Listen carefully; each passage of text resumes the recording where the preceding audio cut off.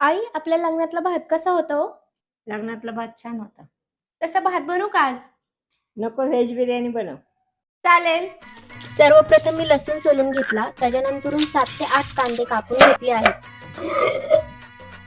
वेळेअभावी मी frozen vegetable घेतले आहेत, पण फ्रेश व्हेजिटेबल कधीही चांगले. मॅरिनेट करण्यासाठी सर्वप्रथम मी दही घेतले आहे, त्यानंतर हळद, घरचा मसाला, लाल तिखट, मीठ, बिर्याणी मसाला, कसुरी मेथी, कोथिंबीर हे सर्व व्यवस्थित मॅरिनेट करून ठेवायचं आहे. बिर्याणीसाठीचा तांदूळ स्वच्छ धुवून घ्यायचा आहे.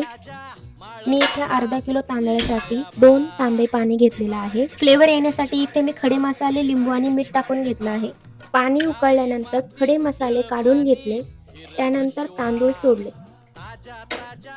बिर्याणीची खरी मज्जा तर तळलेल्या कांद्यामध्येच आहे. त्यासाठी मी भरपूर कांदा डीप फ्राय करून घेतलेला आहे. आलं लसूण कोथिंबीर बारीक करून घेतलेली आहे. इथे मी 80% भात शिजवून घेतलेला आहे. उरलेला 20% भात हा दम मध्ये शिजणार आहे.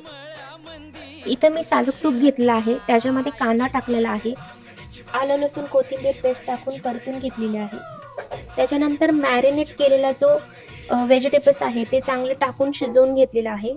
नंतर केसर दूध तयार केलेलं आहे, भाताची लेअर लावून घेतलेली आहे, तळलेला कांदा, तयार केलेलं केसर दूध, साजूक तूप टाकून घेतलेलं आहे. दम देण्यासाठी इथे मी कणिक लावून घेतलेली आहे. 25 मिनिटं स्लो कुक केल्यानंतर आपली बिर्याणी तयार आहे.